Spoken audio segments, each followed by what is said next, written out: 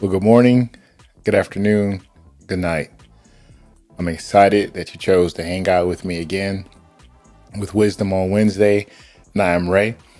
Thank you for your contributions. Thank you for sharing on our videos over the last few months. Appreciate all the feedback. Appreciate all the encouragement.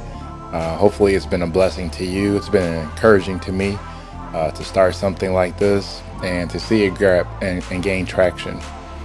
So as I was praying per usual, wondering a subject matter that many of us could actually glean from, subject matter that we all could grow from, a subject matter that many of us can be challenged in. So today, as I was spending time with the Lord, this came to my mind.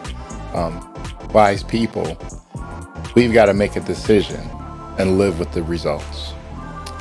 Wise people, we've got to make a decision and we've just got to live with the results.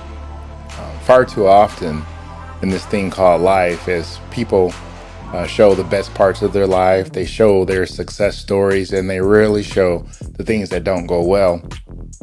What this actually does to us, family, especially me, it makes us think that we're behind. It makes us believe that people have been dealt a better deck of cards than us. It seems as if their decisions, their plans, their family, their understanding of things, their education, they're somehow farther along in life. And what that can do is that can make us overly cautious.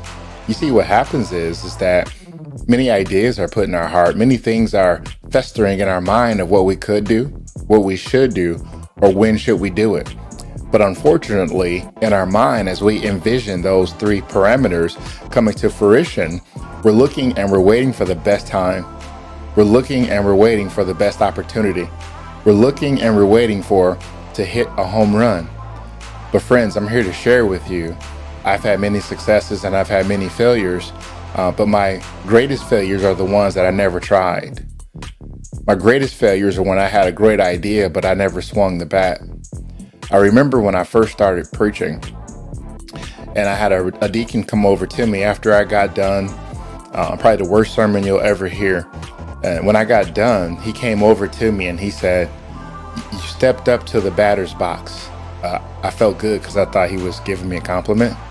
He said, "You stepped up to the batter's box and you looked like you wanted to swing. You even held the bat appropriately. Your feet were spread apart in a perfect manner to knock it out of the park, but you never swung." And I looked at him as my jaw was on the ground. I said, "What did that mean?"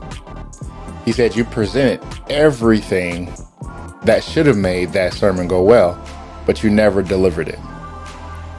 So in essence, what he was saying is I used a bunch of words, but I never shared the gospel.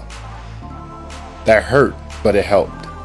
There are a lot of times where we can have perfect ideas, but they're not perfect ideas if we never put them into fruition, if we never put action to what we've been actually accessing in our minds.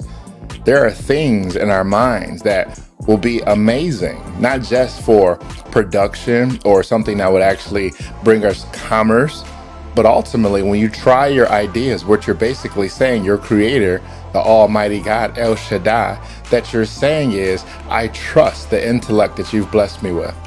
I trust the ideas that you put into my mind. So I'm going to try what you put inside my mind. I'm going to exercise the gifts that are inside of me.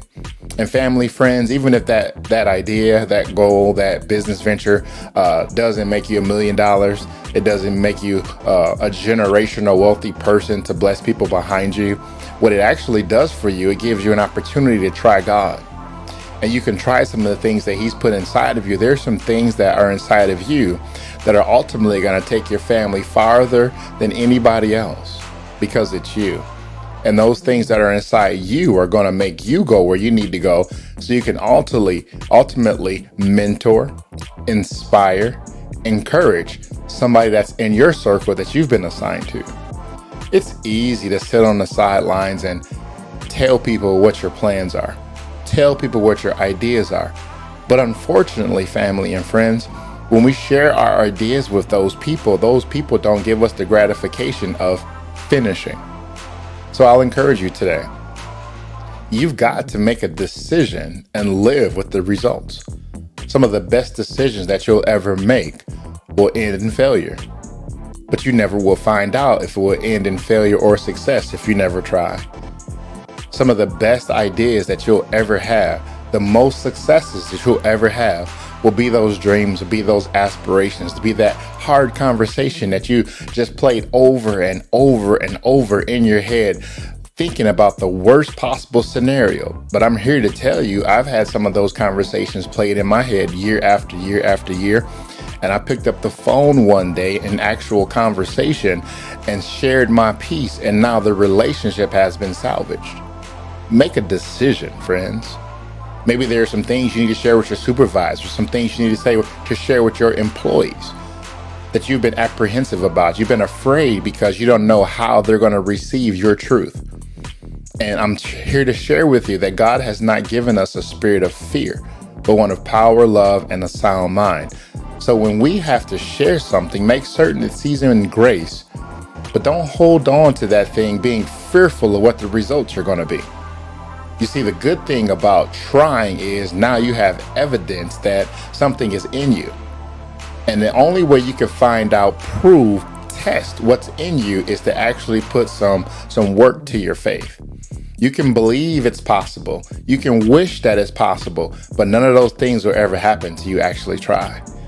And the worst thing you can possibly do is to go to your grave with a head full of dreams and a heart of disappointment.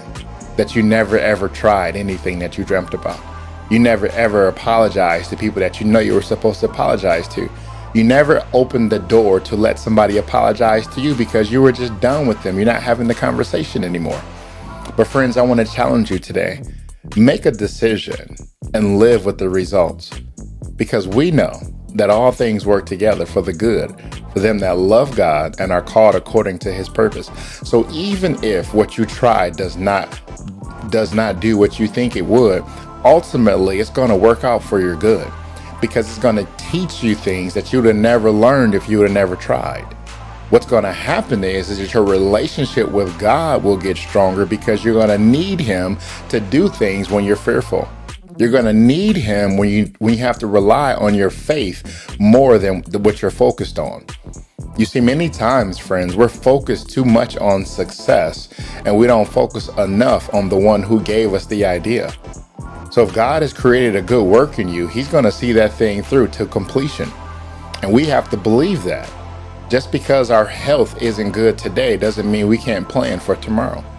Just because our family is not in the best space of communication today doesn't mean we can't plan a family vacation. By faith, book that room.